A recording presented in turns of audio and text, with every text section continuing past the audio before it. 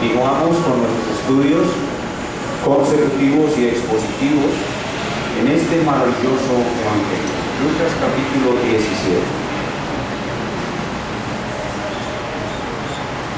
Y hoy nos corresponden los versículos del 20 al 37. Lucas 17, del 20 al 37. Vamos a leer las Sagradas Escrituras. Lucas 20, del 17 al 35. Hermanos, creyentes, amigos que nos visitan, lo que vamos a leer es la palabra de Dios. Vamos a escucharla con mucha atención. Preguntado por los fariseos cuándo había de venir el reino de Dios, les respondió y dijo: el reino de Dios no vendrá con advertencia, ni dirán, helo aquí o helo allí, porque he aquí, el reino de Dios está entre vosotros. Y dijo a sus discípulos: tiempo vendrá cuando desearéis ver uno de los días del Hijo del Hombre y no lo veréis. Y os dirán, helo aquí o helo allí, no vayáis ni los sigáis, porque como el relámpago que al fulgurar resplandece desde un extremo del cielo hasta el otro, así también será el Hijo del Hombre en su día. Pero primero es necesario que padezca mucho y sea desechado por esta generación. Como fue en los días de Noé, así también será en los días del Hijo del Hombre. Comían, bebían, se casaban y se daban en casamiento hasta el día en que entró Noé en el arca y vino el diluvio y los destruyó a todos. Asimismo como sucedió en los días de Lot, comían, bebían, compraban, vendían, mataban, edificaban, mas el día en que Lot salió de Sodoma, llovió del cielo fuego y azufre y los destruyó a todos. Así será el día en que el Hijo del Hombre se manifieste. En aquel día, el que esté en la azotea y sus bienes en casa, no descienda a tomar, y el que en el campo asimismo no vuelva atrás. Acordaos de la mujer de Lot. Todo el que procure salvar su vida la perderá, y todo el que la pierda la salvará. Os digo que en aquella noche estarán dos en una cama, el uno será tomado y el otro será dejado. Dos mujeres estarán muriendo juntas, la una será tomada y la otra dejada. Dos estarán en el campo, el uno será tomado y el otro dejado. Y respondiendo le dijeron: ¿dónde, Señor? Él les dijo: donde estuviere el cuerpo, allí se juntarán también las águilas. Vamos a pedir ayuda al Espíritu Santo para el estudio de esta palabra. Tiremos nuestro rostro. Oh grandioso y maravilloso Espíritu Santo de Dios, gracias por esa obra perfecta que tú haces en nosotros. En este momento nosotros te invocamos y te pedimos ayuda para que tú nos des la luz que necesitamos para entender esta palabra al escucharla predicar. Te pedimos que obres profundamente, te pedimos que con una precisión lo más fina posible obres en las partes más profundas de nuestro corazón y hagas que nosotros seamos transformados en función del reino de Dios, que nuestras vidas lleguen a estar totalmente consagradas, perfectamente consagradas al reino de Dios. Te lo pedimos en el nombre del Señor Jesucristo. Amén. La Biblia es el libro de la venida del reino de Dios. La Biblia nos muestra al Dios verdadero, que es un Dios trino. La Biblia nos habla de la salvación. La Biblia tiene como personaje principal al Señor Jesucristo. Pero el tema más amplio, que le da unidad, coherencia a todo lo que se enseña en la Biblia, es el tema del reino de Dios.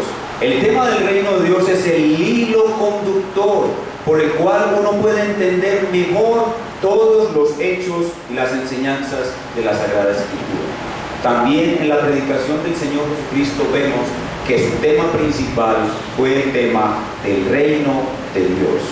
Y en el Evangelio de Lucas nosotros ya nos habíamos topado con este precioso tema del reino de Dios. Y lo que quiero hacer a manera de introducción es recordarles rápidamente cómo el evangelista Lucas nos ha mostrado ya algunos aspectos del reino de Dios. Él comienza a hablarnos del tema del reino de Dios en Lucas 7. En Lucas, en el capítulo 7, aparecen las dudas de Juan el Bautista. ¿Recuerdan ese encuentro de Jesús con los mensajeros de Juan el Bautista que estaban encarcelados? Cómo Él les habló allí del reino de Dios.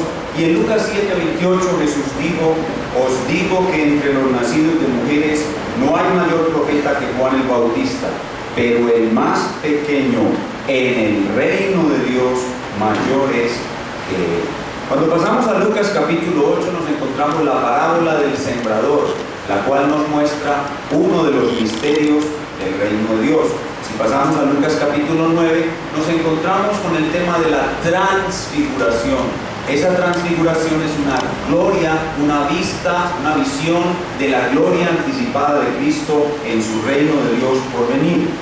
Y ahí mismo en Lucas 9 vemos a los discípulos con ese orgullo, punta de diamante, disputando quién de ellos va a ser el mayor en el reino de Dios.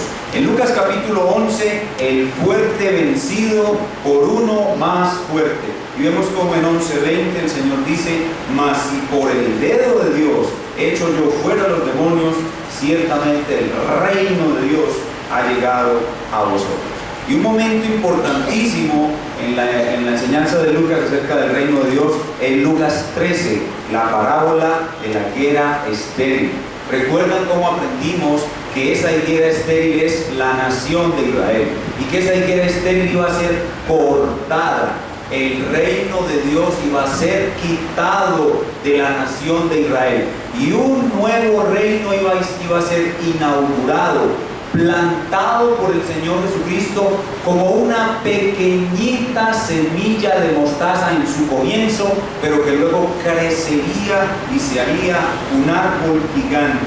¿Recuerdan la parábola de la semilla de mostaza en Lucas 13, del 18 al 19? Hasta ahí Lucas nos ha hablado del reino de Dios. Cuando llegamos a nuestro texto en Lucas capítulo 17, el asunto del reino de Dios ahora está en la boca de los enemigos del Señor Jesucristo. Son los fariseos los que están ahora inquietos por el tema del reino de Dios. Recuerdan que el Señor Jesús ha tenido una muy larga confrontación con ellos, y ahora ellos, confundidos, le preguntan a este gran maestro sobre la venida del reino de Dios. Y ese es el tema de nuestro pasaje. El tema de nuestro pasaje es la venida del reino de Dios. Y en la respuesta que el Señor Jesús le da a sus contradictores, a sus enemigos, vemos que con relación a este tema, la venida del reino de Dios, podemos decir algo que es muy importante para entender el mensaje de la Biblia. Podemos decir que el reino de Dios ya vino, y podemos decir que el reino de Dios aún no ha venido. Y por eso le hemos puesto por título a nuestro mensaje en el día de hoy: el ya y todavía no del reino de Dios. El ya, porque el reino de Dios en una forma ya vino. Y el todavía no, porque aún el Señor Jesucristo nos enseñó a orar: venga tu reino.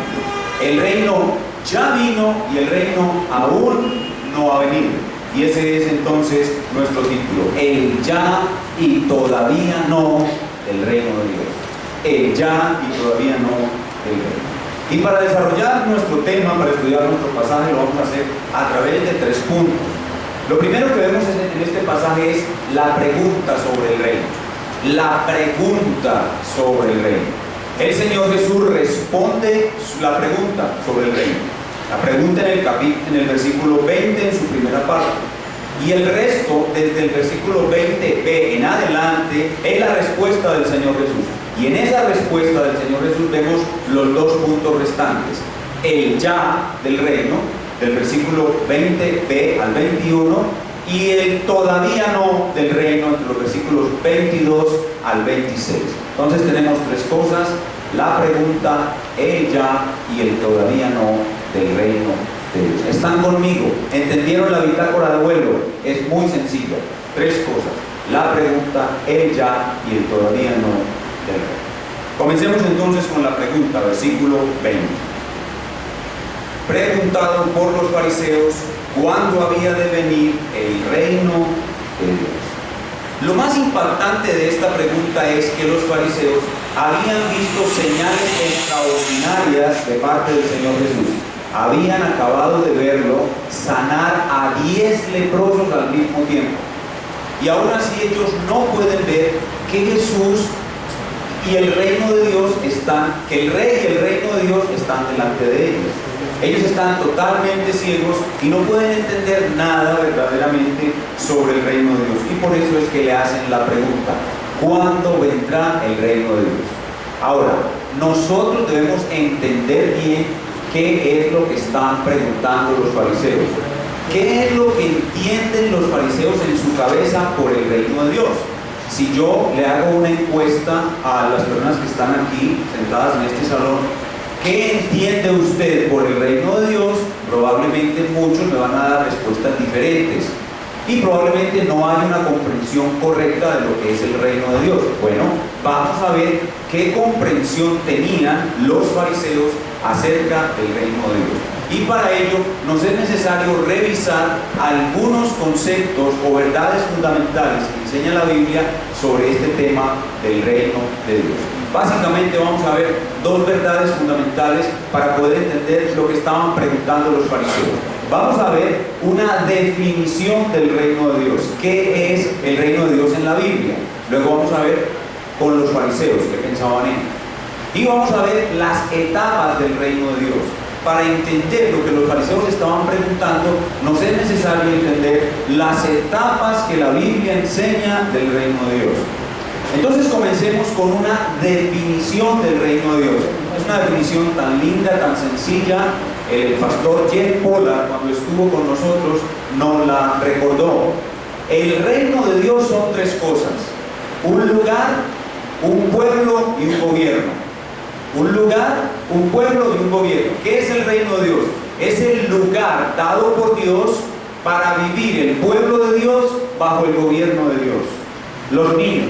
A ver, los niños esta tarde, cuando estén con sus papás y sus mamás en el devocional familiar, la mamá y el papá le van a preguntar: a ver, niño, ¿qué es el reino de Dios? Ah, papá, eso es muy fácil. El reino de Dios es el lugar dado por Dios para vivir el pueblo de Dios bajo el gobierno de Dios.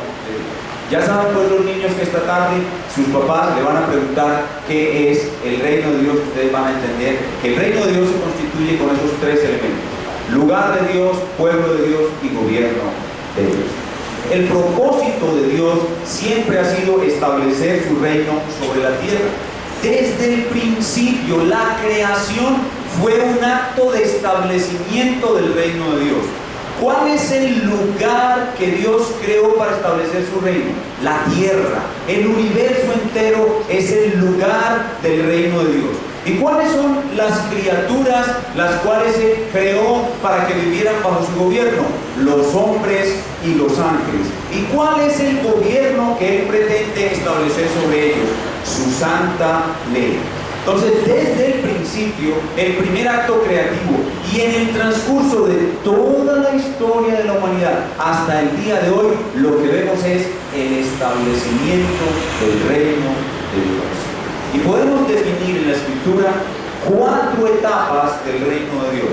El reino de Dios se ha ido estableciendo sobre la tierra, sobre ciertas personas, en 4 etapas claramente distinguibles. ¿Qué son? En primer lugar, vamos a hablar del reino primitivo.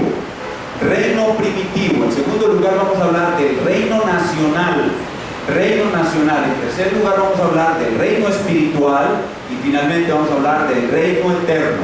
4 etapas: primitiva, nacional, espiritual y eterna. Y en esas 4 etapas vamos a entender la pregunta de los fariseos. Vamos a entender qué tenían en mente ellos al preguntar sobre el reino de Dios. El reino de Dios comienza en una etapa primitiva.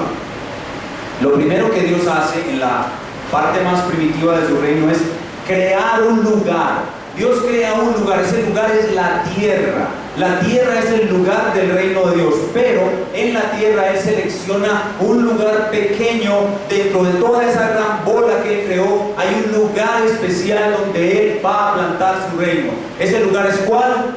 El jardín del Edén. Entonces el jardín del Edén es el lugar de Dios en el reino primitivo. ¿Y quién es el pueblo de Dios en el reino primitivo? Pues Adán y Eva. Adán y Eva son el pueblo de Dios en el lugar de Dios, y Dios los somete para que vivan bajo su gobierno. Les da libertad de hacer lo que quieran, les da una orden de avanzar el reino de Dios, les dice que avancen su reino, que vivan libremente, que gocen, que sean felices, pero yo soy el rey y me reservo el derecho de ponerles una prohibición. Mientras ustedes se mantengan dentro de esa prohibición, estarán bajo mi gobierno. ¿Cuál era la prohibición? No comer de un fruto. Adán tenía la misión de avanzar el reino de Dios. La tierra era hermosa, buena en gran manera, pero el jardín del Edén era la hermosura de la hermosura de la hermosura.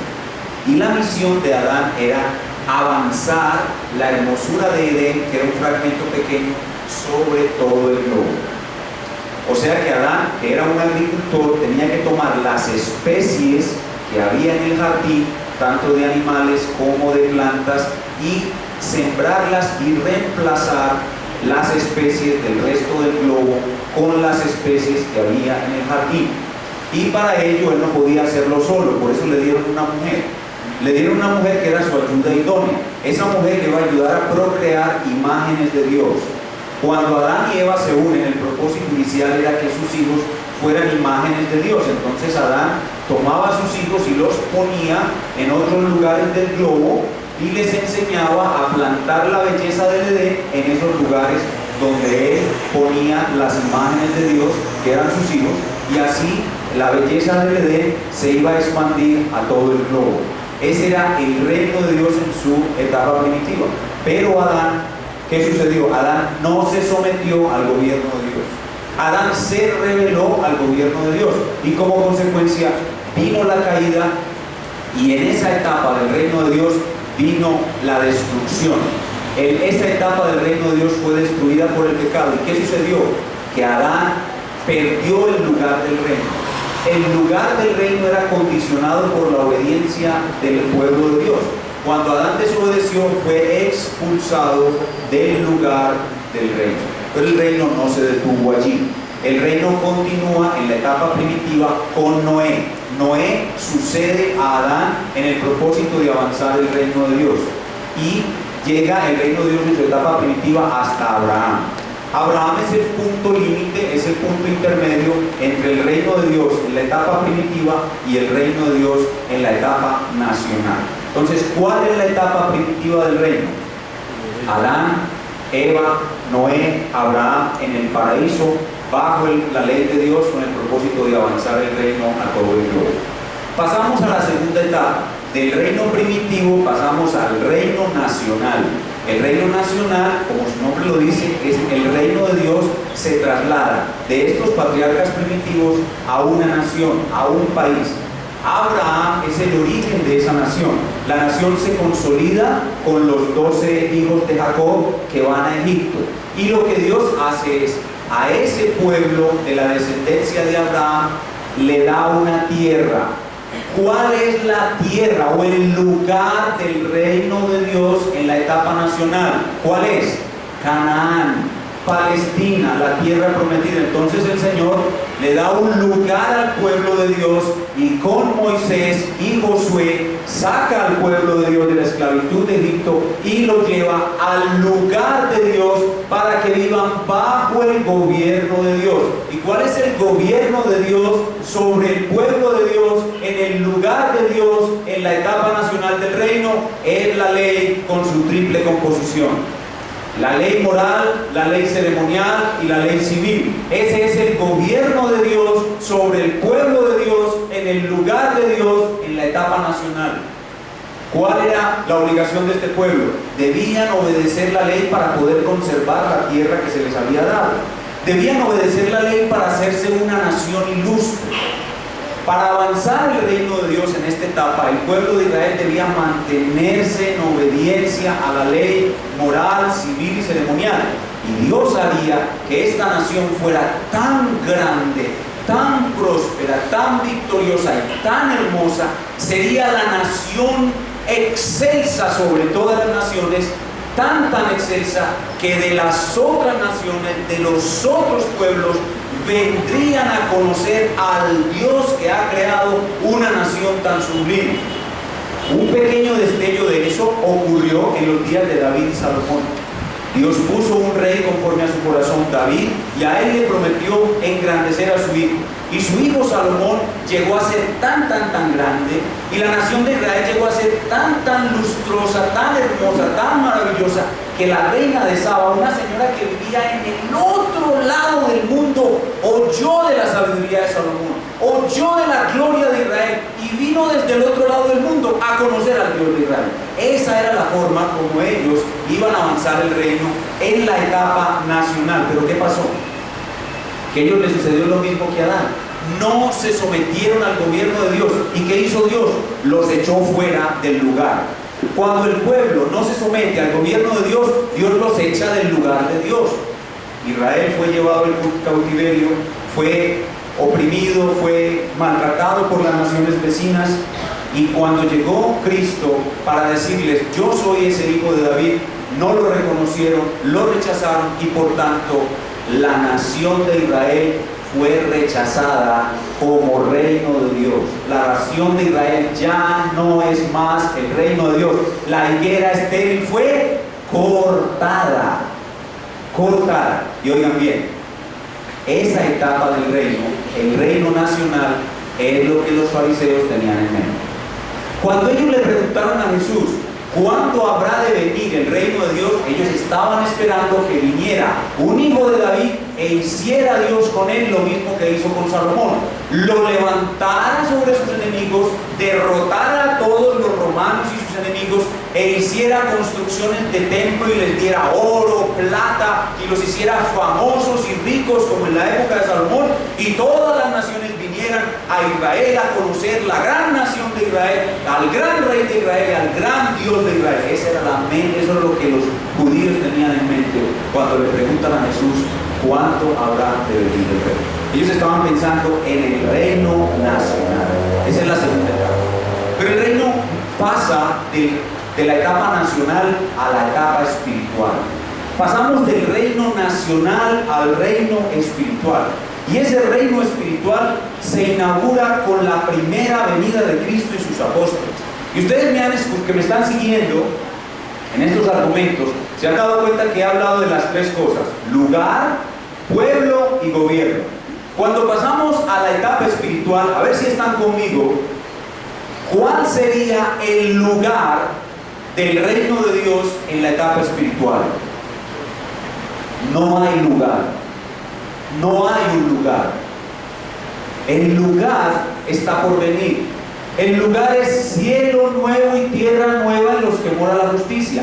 Y los súbditos de este reino somos peregrinos, extranjeros y expatriados, que vamos caminando hacia nuestro lugar. No hay lugar. Hay un lugar provisional. ¿Saben cuál es ese lugar provisional? Este lugar.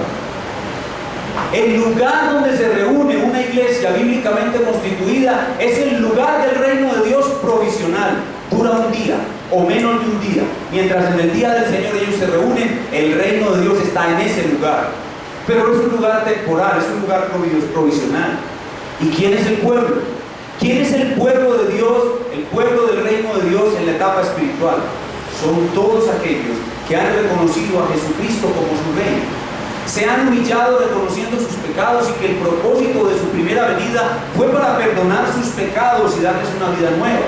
Son todos aquellos que han nacido nuevo. Esos son el pueblo de Dios, en el lugar de Dios. ¿Y cuál es el gobierno de Dios? ¿Cómo nos está gobernando ahora Dios? Ya no es como en Israel, que la ley moral que la ley de Dios tenía tres componentes: moral, ceremonial y civil. No.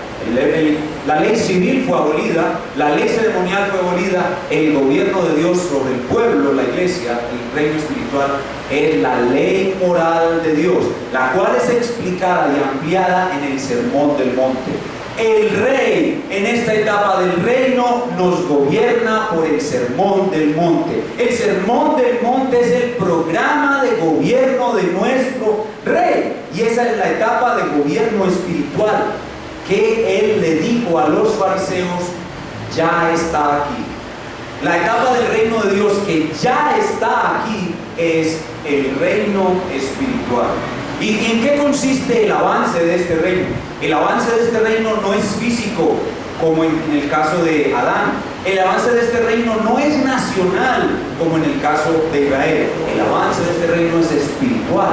Este reino avanza en los corazones de los que somos súbditos del rey. Avanza cuando esos súbditos cada vez obedecemos más y mejor las normas del rey. Y avanza cuando otros que están fuera del reino entran al reino espiritualmente igual que ellos. El avance es dentro del corazón nuestro, que ya estamos en el reino, y en el corazón de otros que no han entrado. Ese es el avance del reino de Dios.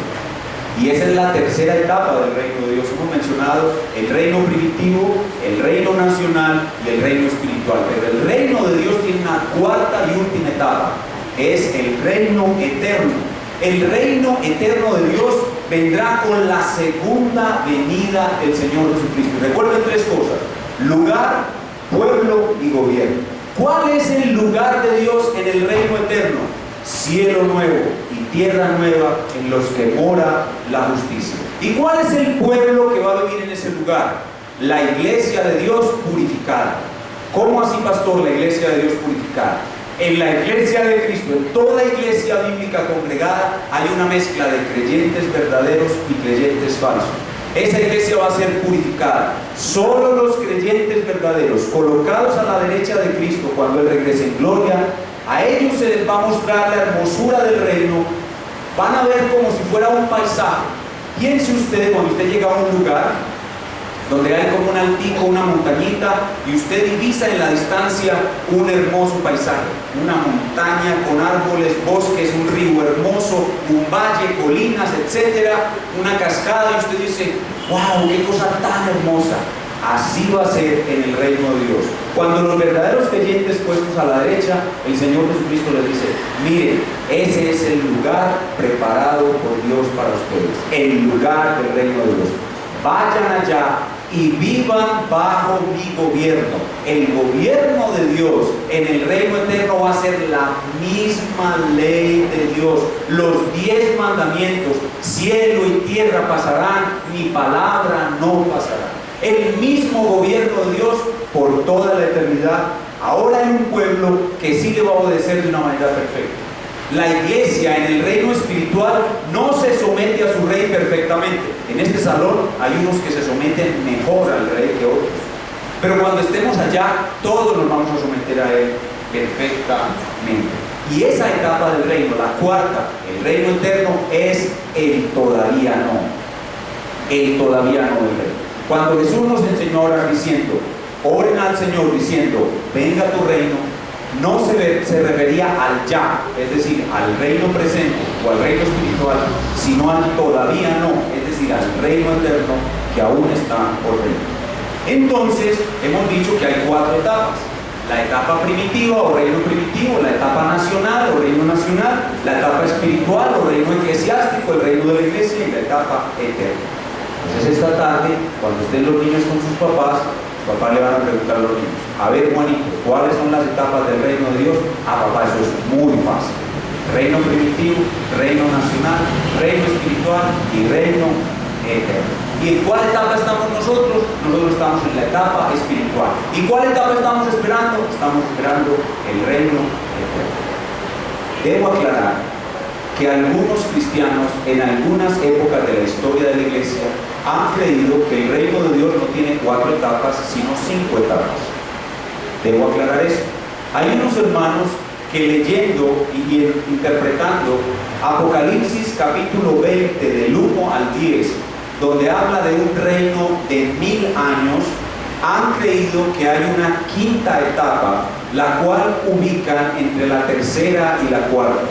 La tercera es el reino espiritual, la cuarta es el reino eterno, y algunos hermanos en la historia de la iglesia introducen una quinta etapa entre la tercera y la cuarta y la llaman reino milenial.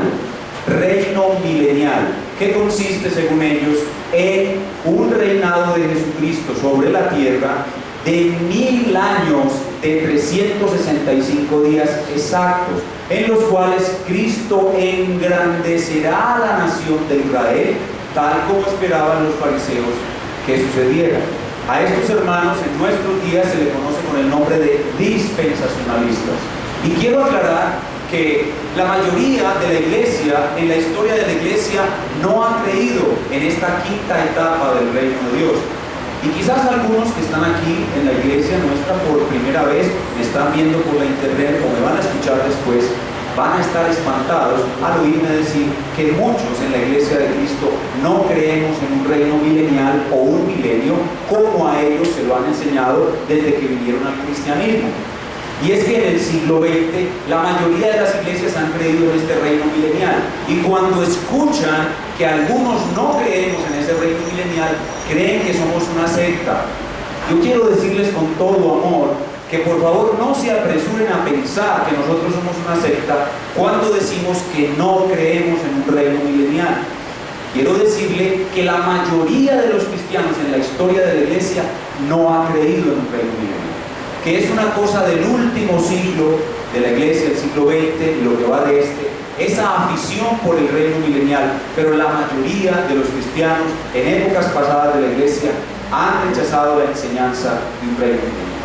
Resulta que algunos hermanos, cuando estudian Apocalipsis, especialmente el capítulo 20, ellos creen que Apocalipsis es un libro lineal y cronológico.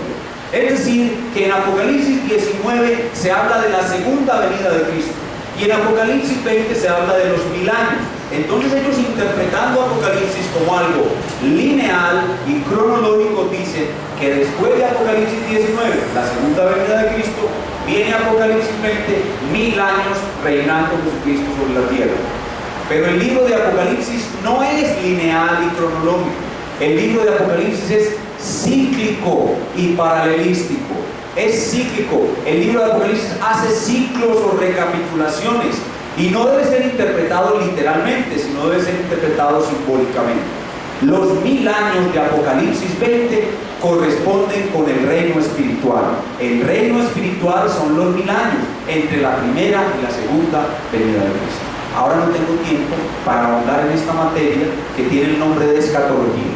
Pero si usted quiere, está interesado, puede escribirme o acercarse a mí. Yo le puedo regalar buenos estudios y yo le invito a que se documente un poquitico más acerca de la historia de la iglesia y no se apresure a llamarme hereje porque le digo que no creemos en un reino de 1000 años de Jesucristo sobre la tierra con la nación de Israel.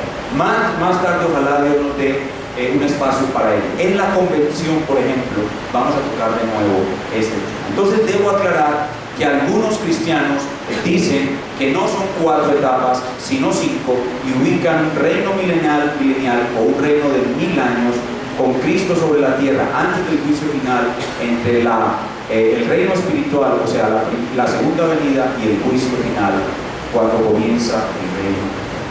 Volvemos entonces a nuestro texto para recordar qué era pues lo que estaban preguntando los fariseos. Los fariseos estaban preguntando sobre el reino nacional. Ellos estaban esperando que el Hijo de David viniera y que la nación de Israel fuera hecha gloriosa, más gloriosa que en los días de Salomón, y todas las naciones alabaran a la nación de Israel, a su rey y a su rey, fueran ricos, famosos y poderosos, y de todas las naciones vinieran a conocer un Dios tan grande que había hecho una nación tan grande. A ese reino era que se referían los fariseos cuando le preguntaron sobre su reino. Para corroborarlo, vayamos al libro de Daniel. Daniel capítulo 7. Daniel capítulo 7. Este pasaje fue el que dio origen a la idea del reino que tenían los fariseos en el período intertestamentario. Daniel capítulo 7, versículos 13 y 14.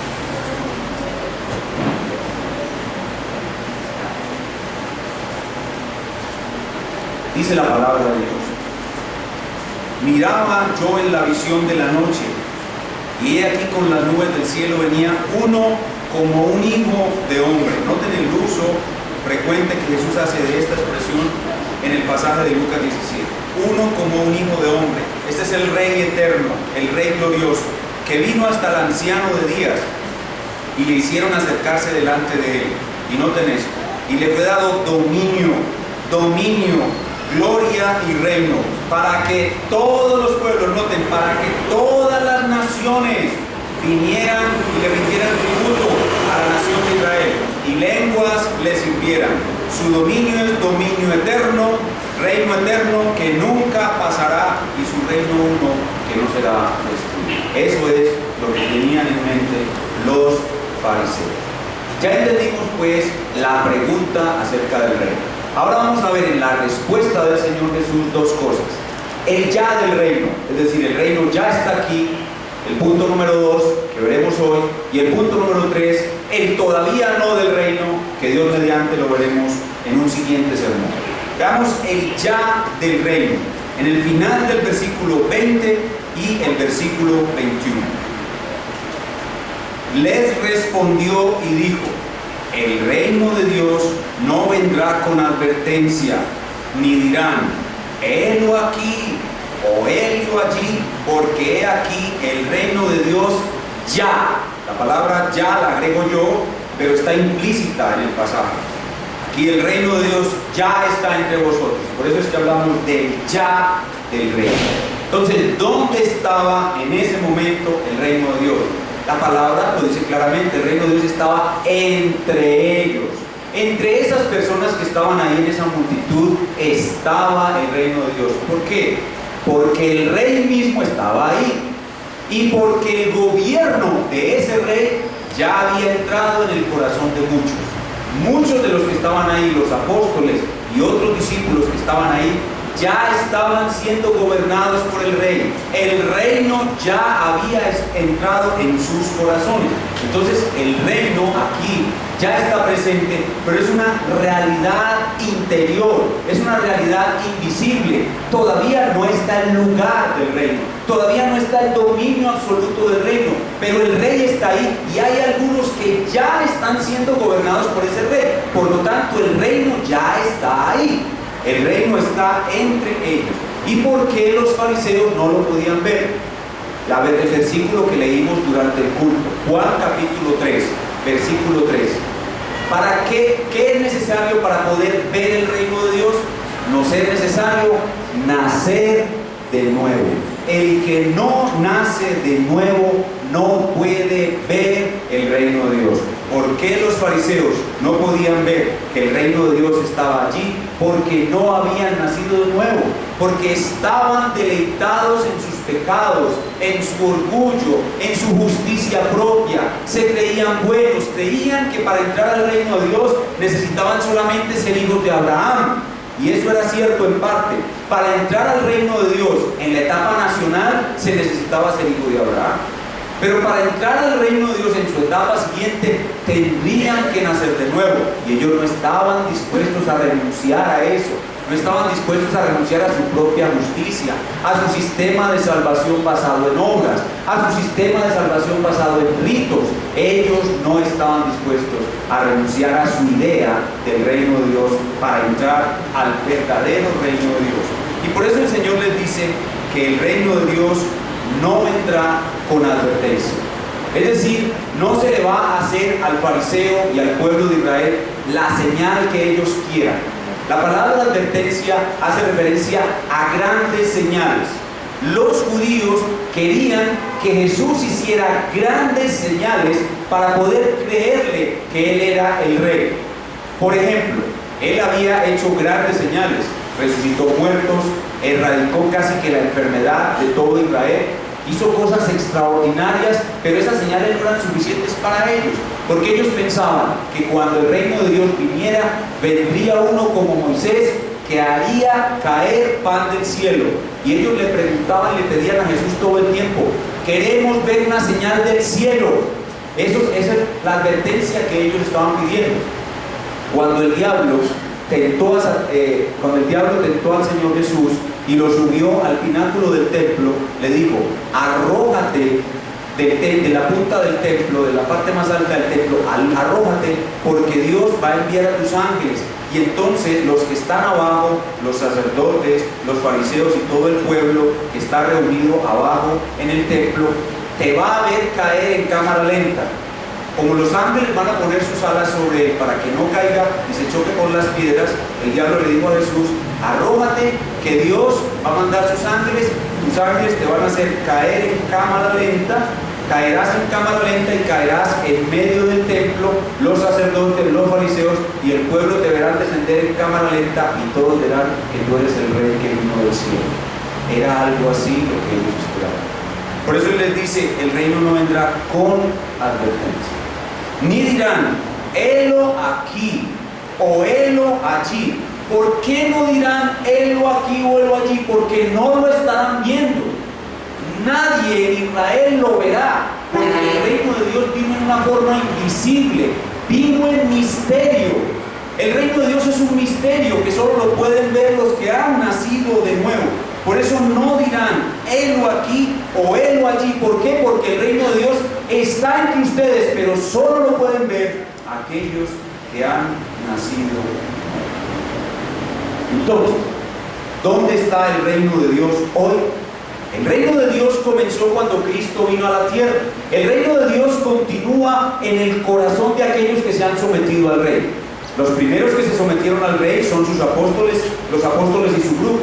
El rey partió. El rey primero tenía que morir para salvarlos a ellos, como dice en el versículo 25. El reino vendrá en una segunda etapa, pero primero, verso 25, es necesario que padezca mucho y sea desechado por esta generación. Una vez padeció, murió y resucitó, el reino continúa en los suyos y los suyos continúan avanzando el reino. Va avanzando el reino a través de la historia. Todo aquel que se somete al rey para obedecerle, el reino avanza dentro de él y él mismo es usado para hacer que el reino avance en otros. Y esa es la forma como hoy ya existe el reino de Dios. Así que a los niños esta tarde, los papás también le van a preguntar. Ya está listo el catecismo para esta tarde en el devocional familiar. Primera pregunta: niños, ¿qué es el reino de Dios? Segunda pregunta: ¿cuáles son las etapas del reino de Dios? Y tercera pregunta del catecismo del día de hoy: ¿dónde está hoy el reino de Dios? ¿Dónde está hoy el reino de Dios? El reino de Dios está aquí, en la iglesia. ¿Por qué el reino de Dios está aquí en la iglesia? Porque los que estamos aquí, la mayoría estamos sometidos al gobierno del rey. Unos más sometidos que otros.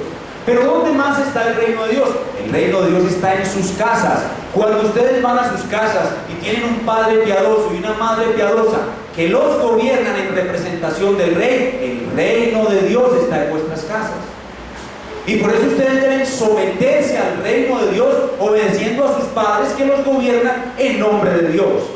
Y por eso en la iglesia local, usted debe hacerse miembro de una iglesia local para demostrar que está sometiéndose al gobierno de Dios en representación de los pastores y ancianos que Él ha puesto sobre esa iglesia local. Hacerse miembro de una iglesia local es una forma de demostrar sujeción al reino de Dios. ¿Dónde está entonces el reino de Dios? La agencia principal del reino de Dios es la iglesia. ¿Dónde más está el reino de Dios? En el hogar. ¿Y dónde más está el reino de Dios? El reino de Dios es este mundo.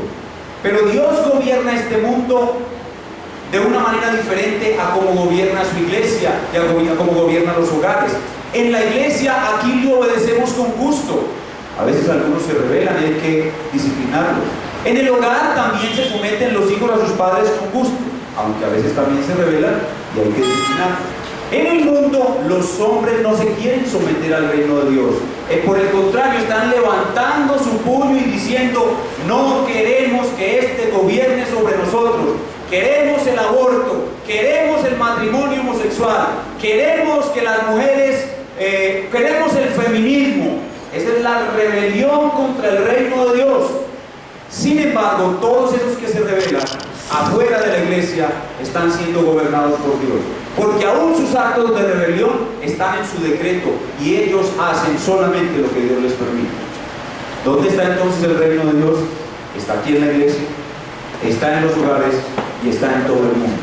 Aquí en la iglesia, en el hogar, Él gobierna de una manera directa por su palabra, y en el resto del mundo Él gobierna de una manera indirecta por su providencia. Muy bien, eso es lo que debemos aprender en el día de hoy con respecto a la pregunta del reino y con respecto a el ya del reino, es decir, la etapa presente del reino. Vamos a resumir lo que hemos dicho en frases cortas. ¿Qué hemos aprendido en el día de hoy acerca del tema del reino de Dios? Primero, hemos aprendido a definir el reino de Dios. ¿Qué es el reino de Dios? Es el lugar dado por Dios para el pueblo de Dios vivir bajo el gobierno de Dios. Hemos aprendido a reconocer 4 etapas del reino de Dios: reino primitivo, reino nacional, reino espiritual y reino eterno. Rechazamos una 5ª etapa que muchos llaman reino milenial o milenio. ¿Qué más hemos aprendido hoy? Hemos aprendido a reconocer en qué etapa estamos y cuál estamos esperando. Estamos en la etapa del reino espiritual y hemos aprendido cómo avanza esa etapa espiritual. ¿Y cuál etapa estamos esperando? Estamos esperando el reino eterno. Y hemos aprendido cómo debemos vivir en la etapa en que estamos. Debemos vivir bajo sujeción a las normas del rey, obedeciendo las normas del rey y preparándonos para la venida del reino. Ya podemos terminar el sermón. El sermón puede terminar con unas cortas aplicaciones para los creyentes, los niños, los incrédulos que están en este mundo. Comencemos hablándole primero a los creyentes. Todos los que hemos escuchado hoy acerca del reino de Dios y que creemos que ya somos ciudadanos del reino de Dios, la Biblia nos manda una y otra vez a asegurarnos de que verdaderamente somos ciudadanos del reino de Dios. Lo primero que debemos hacer nosotros, los que decimos ser creyentes, es asegurarnos de que somos verdaderos ciudadanos del reino de Dios. ¿Y cómo lo hacemos? Debemos ver en nosotros las marcas de un ciudadano del reino de Dios. ¿Cuáles son las marcas de un ciudadano del reino de Dios? Lo primero que un ciudadano de Dios tiene que tener es aborrecimiento por el pecado. Habiendo reconocido que Él es un pecador, que merece la condenación y el infierno, se ha arrepentido de sus pecados, ha creído en Jesucristo como su único y suficiente Salvador, sabe que ha sido salvado por la sangre de Cristo, pero aborrece aún sus pecados y aborrece el pecado que ve sobre la faz de la tierra y constantemente va a la sangre de Cristo para limpiarse de su pecado. Aborrece el pecado y ama la santidad. Esa es la primera marca de un verdadero ciudadano del reino de Dios. La segunda marca de un verdadero ciudadano del reino de Dios es que ama a los otros ciudadanos del reino de Dios. La palabra de Dios dice que el que ama al que engendró, ama también al que ha sido engendrado por Él. Así que si yo amo a mis hermanos en Cristo, amo la iglesia, tengo la segunda marca del reino de Dios. La tercera marca de ser un ciudadano del reino de Dios es que quiero alejarme del mundo. El mundo es esa mentira que hay allá. El mundo es todo ese pecado que hay allá. El mundo es todos esos deleites engañosos que atrapan a la gente. Yo quiero alejarme de eso. No es el mundo, ni las cosas que están en el mundo. Si alguno ama al mundo, el amor del Padre no está en él. La tercera marca de un ciudadano del reino de Dios es que es enemigo del mundo. No quiere vivir en el mundo, sino que quiere vivir en el reino. La cuarta marca de un ciudadano del reino de Dios es que no puede vivir sin la Biblia. La Biblia es algo indispensable para su vida. Él ama este libro, no puede dejar de leerlo, no puede dejar de aprenderlo, porque la palabra de Dios dice que no solo de pan vive el ciudadano del reino de Dios, sino de la palabra que sale de la boca de su Dios. Ama la oración. El verdadero ciudadano del reino de Dios ama la oración. No es negligente en la oración. Ora incesantemente, porque sabe que solamente orando en el Espíritu podrá pelear y vencer las batallas del reino de Dios. Entonces, lo primero que debo hacer es asegurarme de que soy un verdadero ciudadano del reino de Dios. ¿Cómo? Viendo en mí esas marcas. Cuando veo esas marcas, el Espíritu da testimonio a mi espíritu de que soy un ciudadano del reino de Dios. Y entonces lo segundo que hago es gozarme con gozo inefable y glorioso, porque se me ha entregado esta ciudadanía.